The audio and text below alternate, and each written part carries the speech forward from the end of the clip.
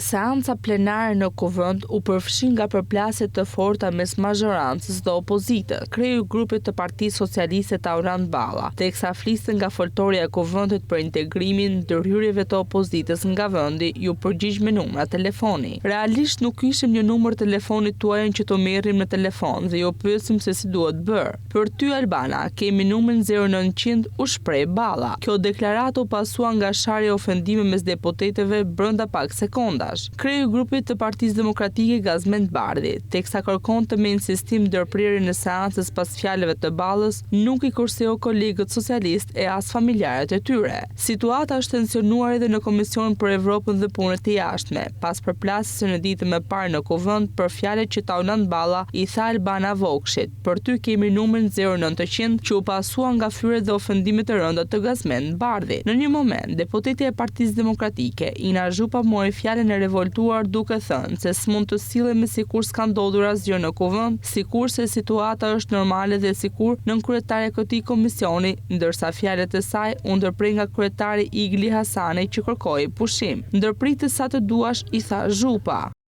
Duke cënuar dhe standardet më të larta të bashkëjetesës normale dhe morale brenda Kuvendit, do duhet distancohet, do duhet mbajë një qëndrim, do duhet të kërkoj që Kuvendi të mbajë një qëndrim dhe të merren masat e nevojshme ndaj zotit Balla, që sot ka zgjedhur të mungojë, ndaj zotit Balla për atë fjalor të përdorur në sallën e Kuvendit. Vokshi falenderoi kolegët që u bashkuan në një mendim që dhuna psikologjike institucionale nuk ka vend në parlament. Nuk jam ndjerë e fyer nga ajo që u tha dje, sepse njerëz me veprime si të tillë e turpërojnë parlamentin.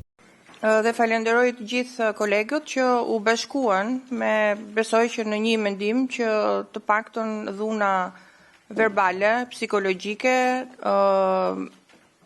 institucionale, s'po kaloj te fizike, nuk ka vend në parlament. Në fakt, dua të ndaj me ju që nuk jam ndjerë e fyer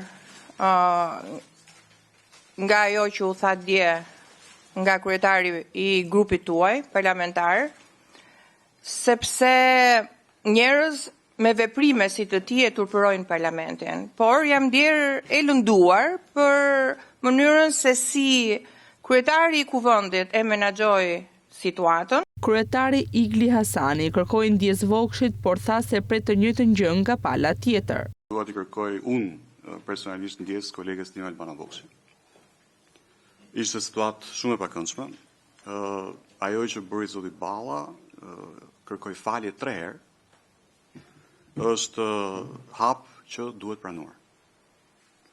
Por nga ana tjetër dhe ne presim një të gjë, sepse në atë seancë, dhe jo vetëm në atë seancë në brendshme, por dhe në seanca të mëparshme në mënyrë konstante, flitet me një gjuhë shumë të keqe, ndaj grave të përfaqësuara në atë Kuvend minimumi.